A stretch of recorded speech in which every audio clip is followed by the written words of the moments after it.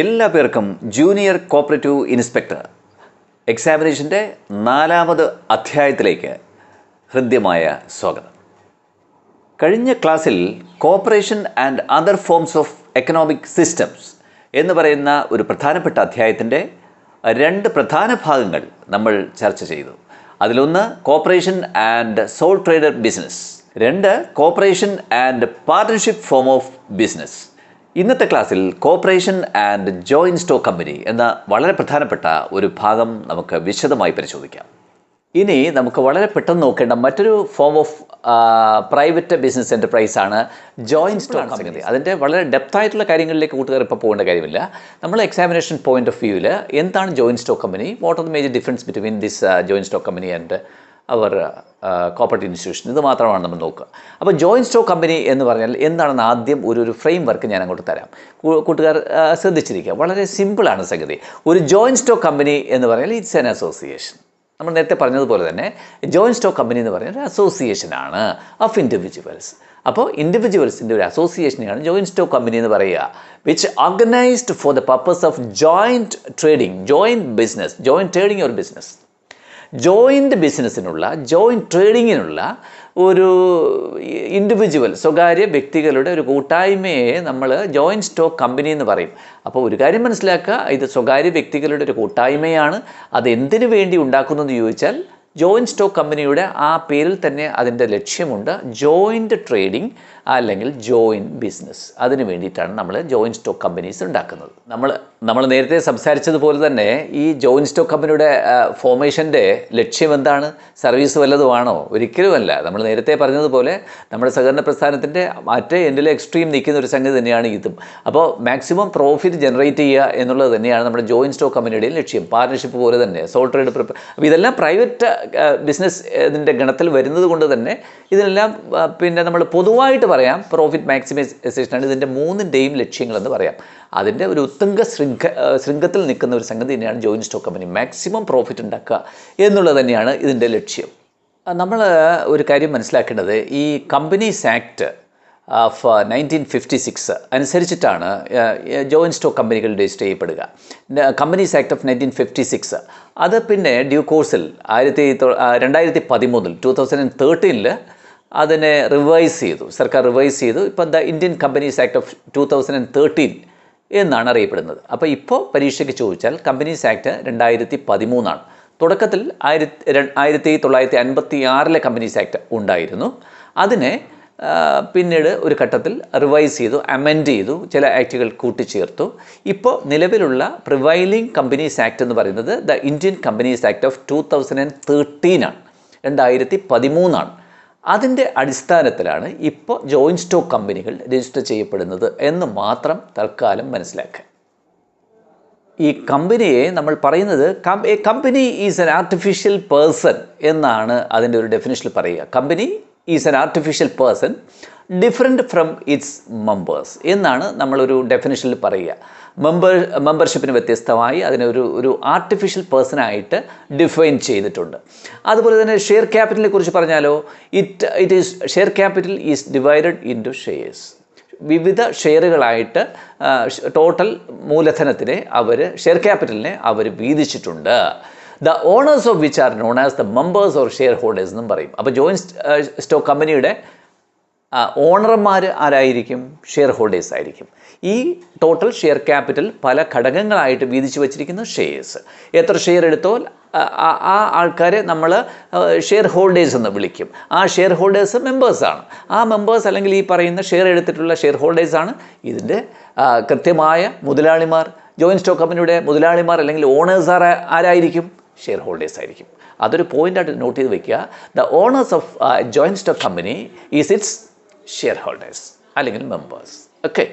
Joint stock കമ്പനിയെ സംബന്ധിച്ച് പാർട്ണർഷിപ്പിൽ നിന്നും വ്യത്യസ്തമായിട്ടുള്ളൊരു പോയിന്റ്, നമ്മൾ ഈ പാർട്ണർഷിപ്പ് ബിസിനസ്സിൽ പറഞ്ഞതുപോലെ ഒരു പാർട്ണറുടെ ഡെത്ത് അല്ലെങ്കിൽ അയാൾ ഇൻസോൾവൻ്റ് ആയി, ഈ പാപ്പരായി, ഈ സാഹചര്യത്തിലൊക്കെ പാർട്ണർഷിപ്പ് ബിസിനസ് വേണമെങ്കിൽ അതോടെ തീർന്നു. അതേസമയം ജോയിൻറ്റ് സ്റ്റോക്ക് കമ്പനിയിൽ അങ്ങനെയൊന്നുമില്ല. അതിൻ്റെ മെമ്പേഴ്സ് എന്ന് പറഞ്ഞാൽ ഷെയർ ഹോൾഡേഴ്സാണ് അല്ലെങ്കിൽ മെമ്പേഴ്സാണ്. അവരൊരാൾ പാപ്പരായാൽ അതിലൊന്നും അങ്ങനെ നിൽക്കാനൊന്നും പോകുന്നില്ല. അതാണ് പാർട്ണർഷിപ്പ് ഫോമും ജോയിൻറ്റ് സ്റ്റോക്ക് കമ്പനിയുള്ള വൺ ഓഫ് ദ ഡിഫറൻസസ് എന്ന് പറയുക. ഇത്രയും കാര്യങ്ങളിൽ നിന്നും ഇന്ത്യൻ കമ്പനീസ് 13 ഓർത്ത് വയ്ക്കുക. The Indian companies act of 13 അതിൻ്റെ section 2 subsection 20 section 2 subsection 20 of Indian companies act of 2013 കൃത്യമായി ജോയിൻറ്റ് സ്റ്റോക്ക് കമ്പനിയെ കാര്യങ്ങളെല്ലാം ചേർത്തിട്ടാണ് പറയുക. അത് പറയുമ്പോൾ തന്നെ കൂട്ടുകാർക്ക് മനസ്സിലാവും, കാരണം നമ്മൾ ഡിസ്കസ് ചെയ്ത പോയിന്റ് തന്നെയാണ്. Joint stock company means it's an artificial person, അല്ലേ? It's an artificial person created by law. നിയമത്താൽ അധിഷ്ഠിതമായിട്ടുള്ള ഒരു ആർട്ടിഫിഷ്യൽ പേഴ്സണാണ്. ഒരു വ്യക്തി പോലെ ഒരു ആർട്ടിഫിഷ്യലി ക്രിയേറ്റഡ് പേഴ്സൺ ആണ് ഈ ജോയിൻറ്റ് സ്റ്റോക്ക് കമ്പനി എന്ന് പറയുക. Having A separate legal entity, നിയമപരമായ നിലനിൽപ്പുണ്ടാവും.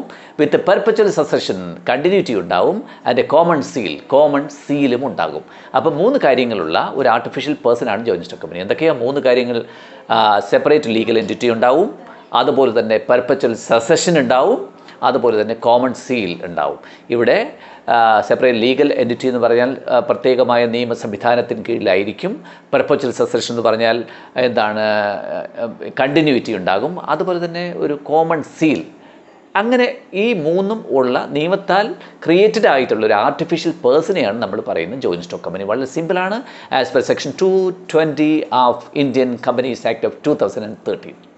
ഒരു കമ്പനിയെ സംബന്ധിച്ച്, ജോയിൻറ്റ് സ്റ്റോക്ക് കമ്പനിയെക്കുറിച്ച് പറയുമ്പോൾ കമ്പനി 2 തരത്തിലുണ്ട്. അപ്പോൾ company may be are of 2 types. എന്താണ്, ഒരു പ്രൈവറ്റ് കമ്പനീസും ഉണ്ട്, അതുപോലെ തന്നെ പബ്ലിക് കമ്പനീസും ഉണ്ട്. അപ്പോൾ കമ്പനീസിനെ നമ്മൾ 2ആയിട്ട് ഡിവൈഡ് ചെയ്യുന്നു. ഒന്ന് പ്രൈവറ്റ് കമ്പനീസ്, മറ്റൊന്ന് പബ്ലിക് കമ്പനി. എന്താണ് ഈ പറഞ്ഞ പ്രൈവറ്റ് കമ്പനി എന്ന് പറഞ്ഞാൽ? പ്രൈവറ്റ് കമ്പനി എന്ന് പറഞ്ഞാൽ ഈ private limited company is a joint stock company. ഒരു ജോയിൻറ്റ് സ്റ്റോക്ക് കമ്പനിയുടെ ഒരു വകഭേദമാണ്, അതിൻ്റെ ഡിവിഷനാണ് പ്രൈവറ്റ് കമ്പനി എന്ന് പറയുക. Incorporated under the Indian companies act of 2013 അല്ലെങ്കിൽ അതിന് മുമ്പുള്ള ഏതെങ്കിലും ആക്ടിലോ രൂപീകൃതമായിട്ടുള്ള ഒരു ജോയിൻറ്റ് സ്റ്റോക്ക് കമ്പനി ആയിരിക്കും പ്രൈവറ്റ് കമ്പനി എന്ന് പറയുക. അതിൻ്റെ ഏത് രീതിയിലാണെന്ന് നോക്കാം. പ്രൈവറ്റ് കമ്പനി രൂപീകൃതമാകാൻ മിനിമം 2 പേർ മതിയാവും. അത് മൾട്ടിപ്പിൾ ചോയ്സ് ക്വസ്റ്റ്യനിൽ ചോദിക്കാൻ സാധ്യതയുള്ള ക്വസ്റ്റ്യനാണ്. ഒരു പ്രൈവറ്റ് കമ്പനി ഫോം ചെയ്യാൻ മിനിമം ആവശ്യമുള്ള മെമ്പേഴ്സിൻ്റെ എണ്ണം 2 ആണ്. അങ്ങനെയാണെങ്കിൽ maximum number of person required to form a private limited company is limited as 200. അപ്പോൾ മിനിമം 2ഉം പരമാവധി 200ഉമായിരിക്കും ഇതിൻ്റെ അംഗസംഖ്യ. അത് 2ഉം ഓർത്ത് വയ്ക്കുക. 2ഉം ചോദിക്കാൻ സാധ്യതയുണ്ട്. പിന്നെ പ്രൈവറ്റ് കമ്പനിയാണോ എന്നറിയാൻ വേണ്ടിയിട്ട് ഒരു എളുപ്പമാർഗ്ഗമുണ്ട്. കമ്പനിയുടെ പേരിൻ്റെ അവസാനം കൂട്ടുകാരൻ നോക്കിയാൽ മതി. ഒരു കമ്പനിയുടെ പേരും പറഞ്ഞിട്ട് പ്രൈവറ്റ് ലിമിറ്റഡ് എന്ന് എഴുതിയിട്ടുണ്ടെങ്കിൽ അത് പ്രൈവറ്റ് കമ്പനി തന്നെയാണ്. അല്ലെങ്കിൽ ഷോർട്ട് ഫോം മതി, PVT LTD, അല്ലേ? ഈ രീതിയിൽ ഒരു പരാമർശം കണ്ടു കഴിഞ്ഞാൽ അത് പ്രൈവറ്റ് കമ്പനി. അപ്പോൾ ഒരു പ്രൈവറ്റ് കമ്പനി ആണെങ്കിൽ ഇങ്ങനെ എഴുതണം എന്ന് സാരം നിയമത്തിൽ അത് പറഞ്ഞിട്ടുണ്ട്. നിയമത്തിൻ്റെ, ഞാൻ ഈ പറഞ്ഞ ആക്ടിൻ്റെ സബ്സെക്ഷൻ 312 അതിൽ ഒരു കാര്യം പറയുന്നുണ്ട്. Subsection 312 of Indian companies act of 2013 ഒരു കാര്യം പറയുന്നു. പെയ്ഡ് അപ്പ് ഷെയർ ക്യാപിറ്റലിനെ സംബന്ധിച്ചുള്ള പരാമർശമാണ് അതിനകത്തുള്ളത്. A private limited company is a company which has a minimum paid up share capital of 1 lakh. 1 ലക്ഷമായിരിക്കും ഒരു പ്രൈവറ്റ് ലിമിറ്റഡ് കമ്പനിയുടെ പെയ്ഡ് അപ്പ് ഷെയർ ക്യാപിറ്റൽ ആയിട്ട് നിജപ്പെടുത്തിയിരിക്കുന്നത്. അല്ലെങ്കിൽ അതിൻ്റെ ആർട്ടിക്കിൾസ് ഓഫ് അസോസിയേഷൻ എന്ന് പറയും. അതിൻ്റെ മറ്റ് നിയമവശങ്ങൾ പ്രതിപാദിച്ചിരിക്കുന്ന ഒരു ഡോക്യുമെൻ്റാണ് articles of association joint stock കമ്പനിയെ സംബന്ധിച്ച്. അതിൻ്റെ മറ്റ് ചട്ടങ്ങൾ പറഞ്ഞിരിക്കുന്നത് ആർട്ടിക്കിൾസ് ഓഫ് അസോസിയേഷനിലായിരിക്കും. അതിനകത്ത് വ്യക്തമായി പറയണം ഈ 1 lakh അല്ലെങ്കിൽ. അങ്ങനെയാണെങ്കിൽ ഭേദഗതി വരാം. എന്നാലും as A common case the paid up share capital of A private limited company is fixed as 1 lakh. ഈ പ്രൈവറ്റ് ലിമിറ്റഡ് കമ്പനിയെ പോലെ തന്നെ മറ്റൊരു ഗണമാണ് ഞാൻ പറഞ്ഞു.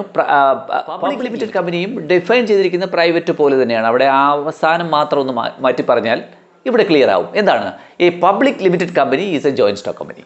മറ്റേത് private limited company is a joint stock company എന്ന് പറഞ്ഞതുപോലെ ഇവിടെ public limited company is a joint stock company formed and registered under the Indian companies act of 2013 or any other previous act. അത് പ്രകാരം രജിസ്റ്റർ ചെയ്യപ്പെട്ടിട്ടുള്ള ഒരു company ആയിരിക്കും public limited company. ഇവിടെ ഒരു വ്യത്യാസമുള്ളത്, നമ്മൾ പ്രൈവറ്റ് ലിമിറ്റഡ് കമ്പനിയിൽ minimum required number of person to start a private limited company is limited as 2 in the case of private limited company, but in this case it is limited as in public limited company it is limited as 7. അതാണ് വ്യത്യാസം. ഒന്നിൽ 2, ഇവിടെ 7. പ്രൈവറ്റിൽ 2, പബ്ലിക്കിൽ 7. അത് ഓർത്ത് വയ്ക്കുക. ഇവിടെ 7. പക്ഷേ ഇവിടെ മാക്സിമം ലിമിറ്റിൽ പ്രത്യേക പരാമർശമില്ല. ഇവിടെ പബ്ലിക് ലിമിറ്റഡ് കമ്പനിയിൽ ഷെയർ ട്രാൻസ്ഫർ ചെയ്യാനുള്ള അധികാരം, ഒരു മെമ്പേഴ്സിന് ഷെയറുകൾ വച്ചു മാറാനുള്ള അധികാരമുണ്ട്. അതിനെ സംബന്ധിച്ച് ഒരു റെസ്ട്രിക്ഷൻ അവിടെ പറയുന്നില്ല. പ്രൈവറ്റ് ലിമിറ്റഡ് കമ്പനിയുടെ കേസിൽ അതെങ്ങനെ അറിയുമെന്ന് ഞാൻ ചോദിച്ചപ്പോൾ പറഞ്ഞു, ആ പേരിൻ്റെ അവസാനം പ്രൈവറ്റ് ലിമിറ്റഡ് എന്നോ അതിൻ്റെ അബ്രീവേഷൻ PVT LTD എന്നോ ചേർത്താൽ മതി എന്ന്. അതുപോലെ തന്നെ പബ്ലിക് ലിമിറ്റഡ് കമ്പനിയും നമുക്ക് ഒറ്റനോട്ടത്തിൽ മനസ്സിലാവും. പബ്ലിക് LTD, പബ്ലിക് ലിമിറ്റഡ് എന്ന ആ പേരിനോടൊപ്പം ചേർത്തിരിക്കുന്ന വാചകങ്ങളിൽ കാണാൻ വേണ്ടി കഴിയും. അങ്ങനെയാണെങ്കിൽ അത് പബ്ലിക് കമ്പനി തന്നെയായിരിക്കും. ഈ പബ്ലിക് ലിമിറ്റഡ് കമ്പനീസിൻ്റെ ഫീച്ചേഴ്സിനെ കുറിച്ച് പറഞ്ഞാൽ പ്രധാനമായിട്ടും 3 ഫീച്ചേഴ്സ് നമുക്ക് പറയാം. കൂട്ടുകാർ ഓർത്തു വയ്ക്കുക, വെരി ഫീച്ചേഴ്സാണ് ഇതിനകത്തുള്ളത്. എന്താണ് പബ്ലിക് ലിമിറ്റഡ് കമ്പനി എന്ന് ചോദിച്ചാൽ ഒരു കാര്യം നമുക്ക് വ്യക്തമായി പറയാം. ജോയിൻറ്റ് സ്റ്റോക്ക് കമ്പനിയുടെ ഗുണങ്ങൾ 2ആണ്. ഒന്ന് പ്രൈവറ്റ് കമ്പനി, അടുത്തത് പബ്ലിക് കമ്പനി. പബ്ലിക് കമ്പനി എന്താണെന്ന് ചോദിച്ചാൽ പ്രൈവറ്റ് കമ്പനീസ് അല്ലാത്ത എല്ലാ കമ്പനീസിനെയും ഒറ്റ വാചകത്തിൽ നമുക്ക് പബ്ലിക് കമ്പനീസ് എന്ന് പറയാം. അതാണ് ഇതിൽ പറയുന്ന ഡെഫിനിഷൻ. അപ്പോൾ public company is a company which is not a private company എന്ന് പറഞ്ഞാൽ അത് കറക്റ്റാണ്. അപ്പോൾ ഒന്നാമത്തെ പോയിൻ്റ് അത്, it is not a private company. രണ്ടാമത്തെ പോയിൻ്റ്, പെയ്ഡ് അപ്പ് ഷെയർ ക്യാപിറ്റലിനെ സംബന്ധിച്ച് നമ്മൾ ഈ പ്രൈവറ്റ് ലിമിറ്റഡ് കമ്പനീസിൽ ഒരു കാര്യം പറഞ്ഞു. പെയ്ഡ് അപ്പ് ഷെയർ ക്യാപിറ്റൽ എത്രയായിരിക്കണം എന്ന് ഞാൻ പറഞ്ഞു. പ്രൈവറ്റ് ലിമിറ്റഡ് കമ്പനീസിലെ paid up share capital 1 lakh ആയിരിക്കണം എന്ന് ഞാൻ പറഞ്ഞു. ആ ഒരു സാഹചര്യത്തിൽ public limited കമ്പനീസിൽ paid up share capital 5 lakhs ആയിരിക്കും. അല്ലെങ്കിൽ such higher paid up share capital as may be prescribed. പ്രത്യേകം പരാമർശമുണ്ടെങ്കിൽ അത് വർദ്ധിപ്പിക്കാൻ പറ്റും. സാധാരണഗതിയിൽ paid up share capital public limited കമ്പനീസിൽ 5 lakhs ആയിരിക്കും, പ്രൈവറ്റിൽ 1 lakh ആയിരിക്കും. ഒന്നാമത് ഒരു അൺയൂഷ്വൽ പോയിന്റ് കൂടി പറയുന്നുണ്ട്. പബ്ലിക് കമ്പനി എന്ന് വെച്ചാൽ it's a private company being a subsidiary of a company which is not a private company. ഒരു പ്രൈവറ്റ് കമ്പനി അല്ലാത്തതിൻ്റെ, ദാറ്റ് മീൻസ് ഒരു പബ്ലിക് കമ്പനിയുടെ സബ്സിഡിയറി ഒരു പ്രൈവറ്റ് കമ്പനി ആണെങ്കിലും അതിനെ പബ്ലിക്കിൻ്റെ ഗണത്തിൽ പെടുത്തും. അതാണ് സംഗതി. ഒരു പ്രൈവറ്റ് അല്ലാത്തൊരു company, that means A public company. ഒരു പബ്ലിക് കമ്പനിയുടെ ഒരു സബ്സിഡിയറി ആയി വരുന്ന ഒരു പ്രൈവറ്റ് കമ്പനിയെ നമ്മൾ പബ്ലിക് കമ്പനിയുടെ ഗണത്തിൽ പെടുത്തും. അപ്പോൾ ഈ 3 തരം ക്ലാസിഫിക്കേഷൻസ് ആണ് അതിനകത്ത് വരിക പബ്ലിക് കമ്പനിയുടെ കേസിൽ. ഇനി പ്രധാനപ്പെട്ട ഒരു പോയിൻ്റാണ്, പ്രൈവറ്റ് ലിമിറ്റഡ് കമ്പനീസും പബ്ലിക് ലിമിറ്റഡ് കമ്പനീസും അല്ലാതെ മറ്റൊരു ടൈപ്പ് കമ്പനീസിൻ്റെ പരാമർശം നമ്മുടെ 2013 കമ്പനീസ് ആക്ടിൽ ഉണ്ട്. അത് കൂട്ടുകാർ മനസ്സിലാക്കിയിരിക്കണം, ചിലപ്പോൾ പരീക്ഷയ്ക്ക് ചോദിക്കും. അപ്പോൾ അത് സെക്ഷൻ 2 സബ്സെക്ഷൻ 62 പറയുന്നത്. Companies act of 1913 section 2 subsection 62 പ്രകാരം വേറൊരു ടൈപ്പ് ഓഫ് കമ്പനീസിൻ്റെ പരാമർശമുണ്ട്. അതിൻ്റെ പേരാണ് 1 person കമ്പനി. 1 person കമ്പനി കാണുന്നില്ലേ? 1 person കമ്പനി. അതിനെ ഷോർട്ട് ഫോമിൽ OPC എന്ന് വിളിക്കും. OPC means 1 person company. Means A company which has only 1 person as member. ആ ഒരു കമ്പനിയിൽ ഒരാൾ മാത്രമേ മെമ്പറായിട്ടുണ്ടാവൂ.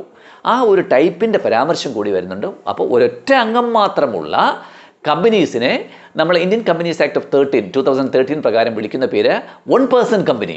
1 man കമ്പനിയല്ല, മാറിപ്പോകരുത്. 1 person company, OPC. 1 person company. ഒറ്റ അംഗം മാത്രമുള്ള കമ്പനിയെ പറയുന്നത് 1 person കമ്പനി, OPC. എന്തിനാണ് ഇങ്ങനെ ഒരു 1 person കമ്പനി, ഒരാൾ വെച്ച് എന്തിനാണ് കമ്പനി ഉണ്ടാക്കുന്നത്? അതൊരു വലിയൊരു കാഴ്ചപ്പാടാണ്, ഒരു വിഷനാണ്. നമ്മുടെ കമ്പനീസ് ആക്ടിൽ അത് കൊണ്ടുവന്നിരിക്കുന്ന ഒരു വലിയ വിഷനോടുകൂടിയാണ്. എന്തുകൊണ്ടാണ് ഒരൊറ്റ ആളിനെ വെച്ചിട്ടൊരു കമ്പനി രജിസ്റ്റർ ചെയ്യേണ്ട കാര്യം? 1 person കമ്പനി എന്ന് എന്തിനു പേരിട്ടു?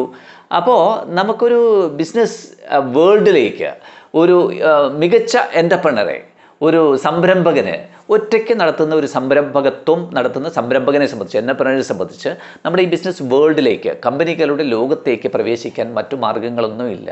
ആ സാഹചര്യത്തിൽ മിടുക്കരായിട്ടുള്ള എൻ്റർപ്രണേഴ്സിനെ കമ്പനിയുടെ വേൾഡിലേക്ക്, ലോകത്തിലേക്ക് പ്രവേശിക്കുന്നതിനുള്ള അവസരം നൽകുന്നതിന് വേണ്ടിയിട്ടാണ് ഇന്ത്യൻ കമ്പനീസ് ആക്ട് ഓഫ് 13 ഇത്തരം ഒരു ഇൻഡക്ഷൻ കൊണ്ടുവന്നിട്ടുള്ളത്. അത് കൃത്യമായി നമ്മൾ മനസ്സിലാക്കുക. അപ്പോൾ ഞാൻ പറഞ്ഞു വന്നത്, ഈ കമ്പനികളുടെ ലോകത്തിലേക്ക്, ഈ കോർപ്പറേറ്റ് വേൾഡിലേക്ക് ഒരു മികച്ച സംരംഭകരെ, എൻ്റർപ്രണേഴ്സിനെ ജോയിൻ ചെയ്യിപ്പിക്കുന്നതിന് വേണ്ടിയിട്ട്, അവർക്ക് കൂടി അവസരം നൽകുന്നതിന് വേണ്ടിയിട്ടാണ് ഈ 1 person കമ്പനി എന്നുള്ള കൺസെപ്റ്റ് ഇന്ത്യൻ കമ്പനീസ് ആക്ടിൽ കൊണ്ടുവന്നിട്ടുള്ളത്.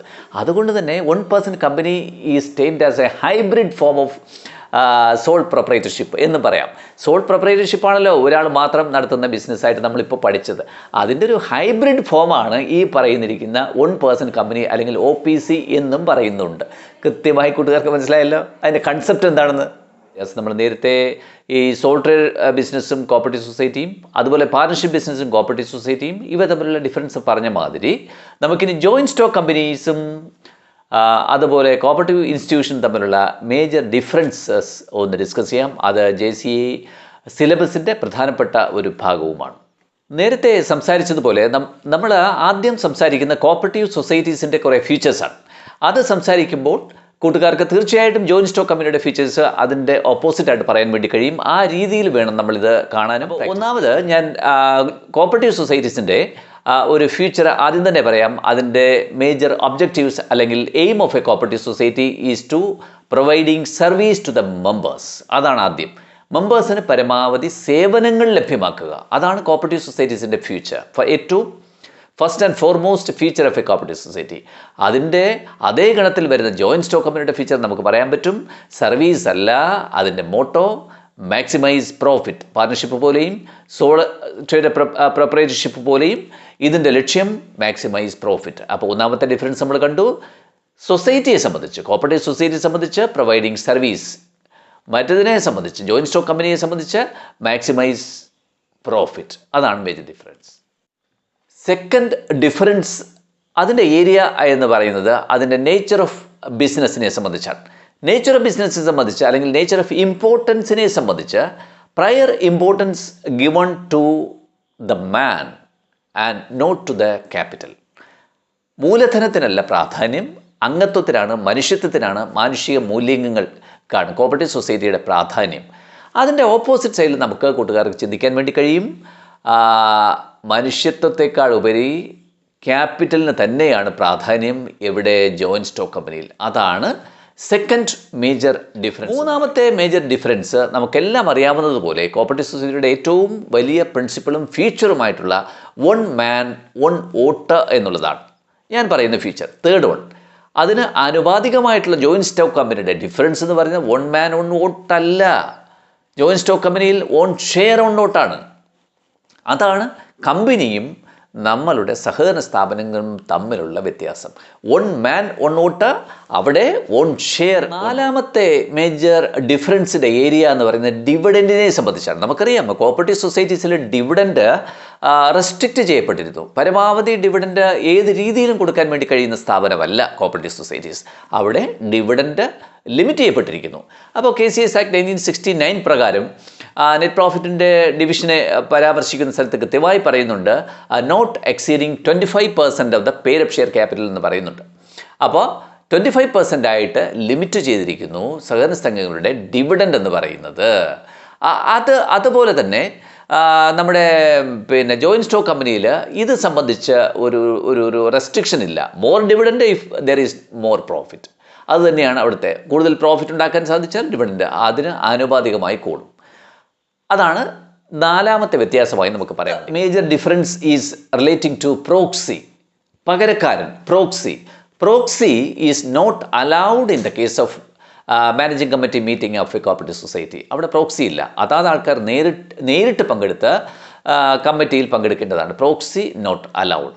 അതേസമയം കമ്പനീസിൽ പ്രോക്സി അലൗ ചെയ്യുന്നുണ്ട്. പകരക്കാരെ നമുക്ക് സബ്സ്റ്റിറ്റ്യൂട്ട് ചെയ്യാം. നമുക്ക് പകരം പോകേണ്ട ആളെ നമുക്ക് നിശ്ചയിക്കാം. അതാണ് പ്രോക്സി എന്ന് പറയുക. Proxy is allowed in the case of a company. ഇവിടെ അതില്ല. അതാണ് മേജർ ഡിഫറൻസിൽ എടുത്തു പറയേണ്ട. സ്ഥാപനത്തിൻ്റെ ഫ്യൂച്ചേഴ്സ് പറഞ്ഞപ്പോൾ കോപ്പറേറ്റീവ് എഡ്യൂക്കേഷൻ ആൻഡ് ട്രെയിനിങ് എന്ന് പറയുന്ന മേജർ ഫ്യൂച്ചർ നമ്മൾ ഡിസ്കസ് ചെയ്തു. അത് ഈ പ്രസ്ഥാനത്തിൽ മാത്രമുള്ളൊരു ഫ്യൂച്ചറാണ്. Education of members is the duty of the cooperative institution എന്നുള്ളത് ഒരു ഫ്യൂച്ചറായിട്ട് പറയാം. അവിടെ ജോയിൻറ്റ് സ്റ്റോക്ക് കമ്പനിയുടെ കേസിൽ അവരുടെ പ്രത്യേകതകളെ സംബന്ധിച്ചും ക്യാരക്ടറിസ്റ്റിനെ സംബന്ധിച്ചും ഉള്ളൊരു വിദ്യാഭ്യാസം ഇല്ല. വിദ്യാഭ്യാസം നൽകേണ്ടത് സഹകരണ പ്രസ്ഥാനത്തിൽ മാത്രം. അത് ഒരു മേജർ ഡിഫറൻസ് ആയിട്ട് നമുക്ക് എടുത്തു പറയാം. സ്ഥാപനങ്ങളെ സംബന്ധിച്ച് അവിടെ ഡയറക്റ്റ് ബോർഡ് മെമ്പേഴ്സിൻ്റെ സേവനം അല്ലെങ്കിൽ service of the direct board members of managing committee of a cooperative society അത് പെയ്ഡ് സർവീസ് അല്ല. മാനേജിംഗ് കമ്മിറ്റി മെമ്പേഴ്സ് ഫ്രീ സർവീസാണ്, അല്ലെങ്കിൽ ഒന്നും കൂടി ക്ലിയറായി പറഞ്ഞാൽ ഓണററി സർവീസാണ്. ഓണറേറിയം കൊടുക്കാൻ വ്യവസ്ഥയുണ്ട്. അതുകൊണ്ട് തന്നെ ഈ സർവീസിനെ ഓണററി സർവീസ് നമുക്ക് പറയാൻ വേണ്ടി കഴിയും. അപ്പോൾ സർവീസ് കോപ്പറേറ്റീവ് ബാങ്കിൻ്റെ മാനേജിംഗ് കമ്മിറ്റി അംഗങ്ങളുടെ സർവീസ് ഓണററി സർവീസാണ്. അതേസമയം ജോയിൻറ്റ് സ്റ്റോക്ക് കമ്പനിയുടെ ഡയറക്റ്റ് ബോർഡ് മെമ്പേഴ്സിൻ്റെ സർവീസ് പെയ്ഡ് സർവീസാണ്. അവർക്ക് പേയ്മെൻ്റ് ഉണ്ട്, സാലറി നിശ്ചയിച്ചിട്ടുണ്ട്. ജോയിൻറ്റ് സ്റ്റോക്ക് കമ്പനീസും സഹകരണ മേഖലയും തമ്മിലുള്ള ഏറ്റവും പ്രധാന വ്യത്യാസം നമ്മളുടെ ഡിസ്കഷനിൽ തന്നെ വന്നിട്ടുള്ളത് ഇതൊരു കോമ്പറ്റീഷനുമായി ബന്ധപ്പെട്ട മേഖല ചർച്ച ചെയ്യുമ്പോൾ സഹകരണ സ്ഥാപനങ്ങൾ കോപ്പറേഷൻ എമംഗ് കോപ്പറേറ്റീവ്സ് എന്നുള്ള പ്രിൻസിപ്പളിൻ്റെ ബേസിൽ വർക്ക് ചെയ്യുന്ന സ്ഥാപനങ്ങളാണ്. നമ്മൾ കണ്ടിട്ടുണ്ട് കോപ്പറേഷൻ എമംഗ് കോപ്പറേറ്റീവ്സ്. അപ്പോൾ സഹകരണ സ്ഥാപനങ്ങൾ തമ്മിലുള്ള സഹകരണം, അതാണ് നമ്മളുടെ ബേസിക് മോട്ടോ എന്ന് പറയുന്നത്. പരസ്പര മത്സരമില്ല, കോമ്പറ്റീഷൻ ഇല്ല, സ്ഥാപനങ്ങൾ തമ്മിൽ ഗുണപരമായ ഒരു മത്സരം മാത്രം. അവിടെ സഹകരണമാണ് പ്രാമുഖ്യം. അതേസമയം കമ്പനീസിനെ സംബന്ധിച്ച് അങ്ങനെയല്ല. അവിടെ companies are always in competition with each other എന്ന് നമുക്ക് പറയാൻ കഴിയും. അപ്പോൾ കമ്പനീസ് പരസ്പരം സമ്പത്തിന് വേണ്ടി, പ്രോഫിറ്റിന് വേണ്ടി മത്സരിക്കുന്നു. ഇവിടെ കോപ്പറേഷൻ എമംഗ് കോപ്പറേറ്റീവ്സ് എന്നുള്ള പ്രിൻസിപ്പളിൻ്റെ അടിസ്ഥാനത്തിലാണ് ഇവ പ്രവർത്തിക്കുന്നത്. പരസ്പര മത്സരമില്ല. അതൊരു മേജർ ഡിഫറൻസ് ആയിട്ട് പറയാം. രജിസ്ട്രേഷനുമായി ബന്ധപ്പെട്ട മറ്റൊരു ഡിഫറൻസ് വേണമെങ്കിൽ ചോദിക്കാം. നമുക്ക് പറയാൻ പറ്റുന്നത് ഇതാണ്: cooperative societies are registered as per cooperative societies act of 1969 ആക്ടിനെ സംബന്ധിച്ച്. അതേസമയം കമ്പനീസ് ആണെങ്കിലോ കമ്പനീസ് ആക്ട് അനുസരിച്ച് കമ്പനീസ് ആക്ട് ഓഫ് 2013, അതാണ് ഇപ്പോഴത്തെ ലേറ്റസ്റ്റ് അമെൻമെൻറ്റിന് ശേഷം വന്ന കമ്പനീസ് ആക്ട് 2013. അത് നേരത്തെ തന്നെ നമ്മൾ പഠിച്ചതാണ്. അപ്പോൾ രജിസ്ട്രേഷനുമായി ബന്ധപ്പെട്ട ഈ വ്യത്യാസവും പ്രത്യേകം നോട്ട് ചെയ്യേണ്ടതാണ്. ഒന്ന് കമ്പനീസ് ആക്ട് ഓഫ് 2013, മറ്റത് KCS ആക്ട് ഓഫ് 1906. മറ്റൊരു മേജർ ഏരിയ ഓഫ് ഡിഫറൻസ് എന്ന് പറയുന്നത് ഓഡിറ്റിനെ സംബന്ധിച്ചാണ്. ഓഡിറ്റിനെ സംബന്ധിച്ച് നമുക്കൊരു കാര്യം പറയാൻ പറ്റുന്നത്, സഹകരണ സ്ഥാപനങ്ങളുടെ ഓഡിറ്റ് പണ്ട് രജിസ്ട്രാർ ആയിരുന്നു കൈകാര്യം ചെയ്തിരുന്നത്. ഇപ്പോൾ അത് സെറ്റപ്പാർട്ട് ചെയ്തിട്ടുണ്ട്, അതിനെ ഡിവൈഡ് ചെയ്തിട്ടുണ്ട്. ഡയറക്ടർ ഓഫ് കോപ്പറേറ്റീവ് ഓഡിറ്റ് എന്ന് പറയുന്ന ഒരു പ്രത്യേക വിഭാഗമുണ്ട്. അതിൻ്റെ കൺട്രോളിലായിരിക്കും സഹകരണ സ്ഥാപനങ്ങളുടെ ഓഡിറ്റ് വരിക. DCA എന്ന് പറയും, ഡയറക്ടർ ഓഫ് കോപ്പറേറ്റീവ് ഓഡിറ്റ്. അതൊരു IAS ഉദ്യോഗസ്ഥനാണ്. അദ്ദേഹമായിരിക്കും ഈ സഹകരണ സ്ഥാപനങ്ങളുടെ ഓഡിറ്റ് നിർവഹിക്കുക. അതുപോലെ തന്നെ കമ്പനീസിൻ്റെ ഓഡിറ്റിനെ സംബന്ധിച്ച് അത് ചാർട്ടേഡ് അക്കൗണ്ടൻസ് ആയിരിക്കും അതിൻ്റെ ഓഡിറ്റ് കൈകാര്യം ചെയ്യുക, ചാർട്ടേഡ് അക്കൗണ്ടൻസ്. അപ്പോൾ the audit of joint stock companies are performed or conducted by chartered accountant. അതാണ് ഓഡിറ്റ് ഏരിയയുമായി ബന്ധപ്പെട്ട ഒരു മേജർ ഡിഫറൻസ്. മറ്റൊരു മേജർ വ്യത്യാസം സമ്പത്തിൻ്റെ ഒരു കുന്നുകൂടൽ. അത് എപ്പോഴും വെൽത്തിൻ്റെ ഡീസെൻട്രലൈസേഷനാണ് സഹകരണത്തിൻ്റെ ഒരു കൺസെപ്റ്റ് എന്ന് പറയുന്നത് തന്നെ. ഒരു സമ്പത്ത് ഒരു കക്ഷിയിൽ അല്ലെങ്കിൽ ഒരു വ്യക്തിയിൽ കോൺസെൻട്രേറ്റ് ചെയ്യുക എന്നുള്ളത് നമ്മളുടെ ഒരു കൺസെപ്റ്റ് അല്ല.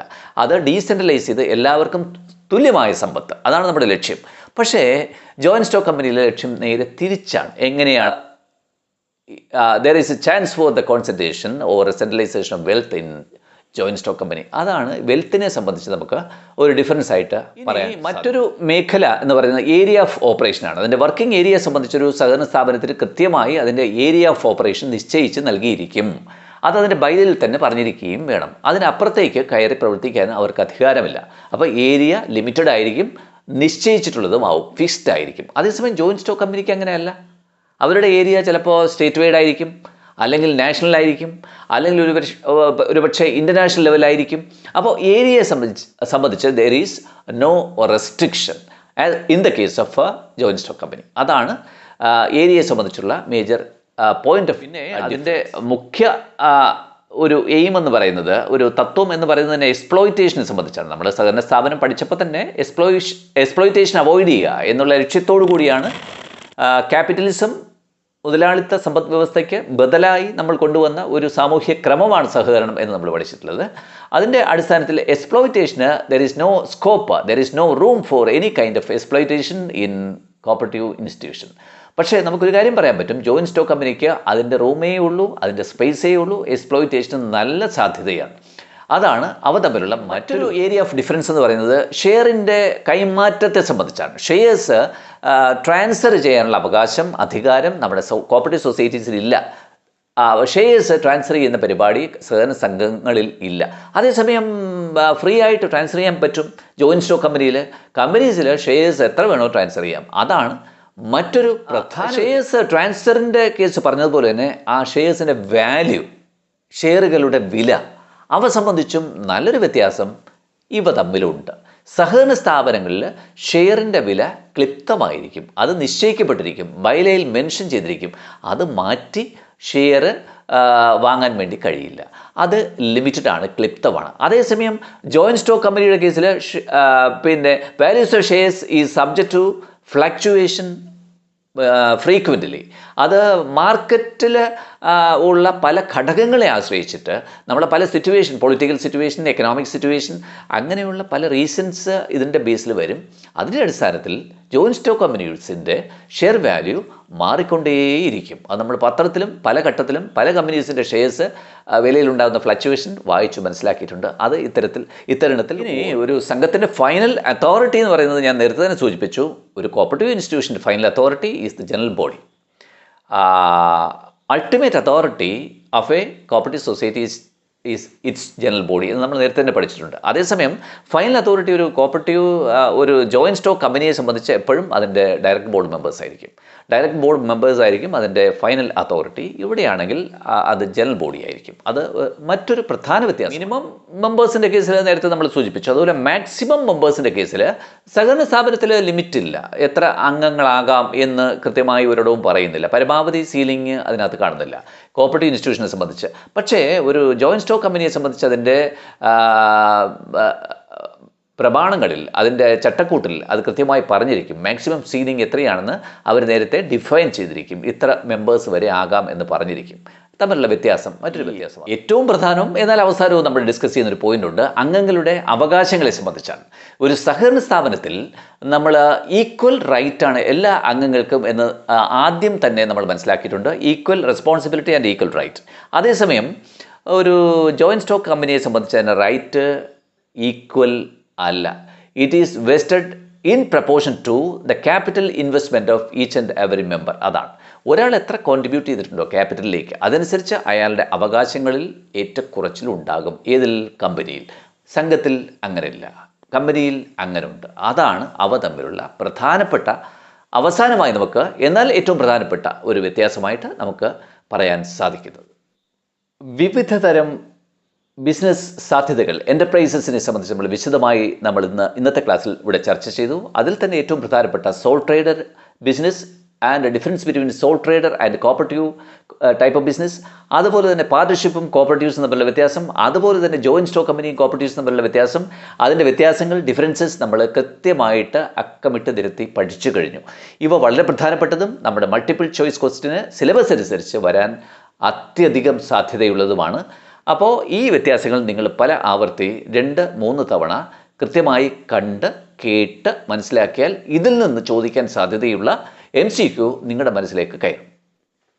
സുഹൃത്തുക്കളെ, ഇന്നത്തെ ക്ലാസ് ഇവിടെ അവസാനിപ്പിക്കാൻ സമയമായിരിക്കുന്നു. ഈ അധ്യായത്തിൻ്റെ അവശേഷിക്കുന്ന പാഠഭാഗങ്ങളും അതിൻ്റെ പ്രോബബിൾ MCQ ക്വസ്റ്റ്യൻ ഡിസ്കഷനുമായിട്ട് എത്രയും പെട്ടെന്ന് ഞാൻ നിങ്ങളുടെ മുന്നിലേക്ക് എത്തും. അതുവരെ സൈനിങ് ഓഫ്, നിങ്ങളുടെ അജിത് കുമാർ. Good bye.